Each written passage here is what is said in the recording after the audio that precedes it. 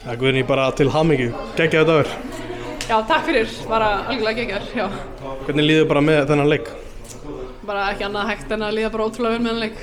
Þú veist, maður lítur eiginlega bara á úrslitinn og það maður sé komin á EM, það er bara ógeðslega góð tilfinning.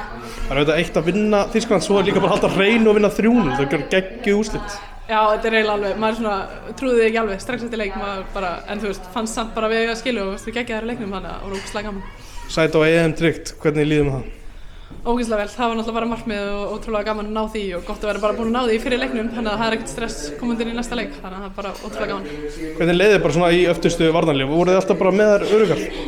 Mér fannst það, ég var einhvern veginn aldrei stressuð að þær var eitthvað að fara að skora eða eitthvað svoleiðis. Ég man ekkert eitthvað allt eftir þessu núna en já, ég man ekki eftir mómentið þar sem að ég var eitthvað stressuð að þær var að fara að koma tilbaka eða skora eða eitthvað svoleiðis, þannig að það er bara ótrúlega góð tilfinning að móti svona sterku liði.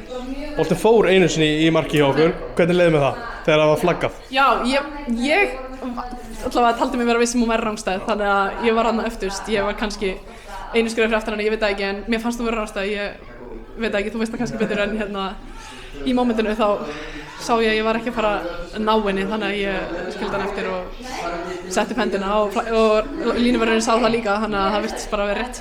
Það hafi verið ansett eftir það þýðir ekkert að spáði því núna, það vannst 3-0 sigur. Nei, það þýðir ekkert að spáði því, bara geggjað sko, ég er búin að gleyma þessu en mér fannst, já, eins og segi, mér fannst að vera rangstæði númer.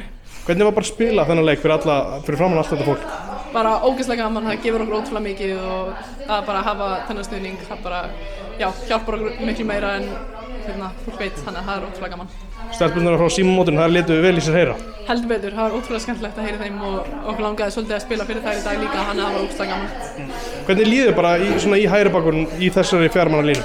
Bara ótrúlega vel, það er einhvern veginn ekki annað hægt þegar liðið er að verjast allt í heild ótrúlega vel og já, fólk er bara að fara vel eftir skipulagi og einhvern veginn, mér líður aldrei sérstaklega varnarlega bara ótrúlega vel og sóknarlega mér finnst það bara að vera betri og betri í hver minnsta leik, bara allt liðið, þannig að bara ótrúlega vel. Þú veit með nagla hliðina þér í Ingibjörgu og Glódísu og fyrir aftan Fanny, það var ekkert að fara inn í það? Nei, það, þú veist, maður eins og segi, hafði ekkert áhyggjur, þannig að það er bara góð tilfinning allan leikinn.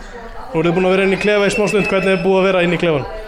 Við erum bara búin að vera þarna syngjandi og dansandi, já, síðan leikurinn var flautaður af, það er bara ótrúlega gaman. Og fagna bara áfram fram á kvöld?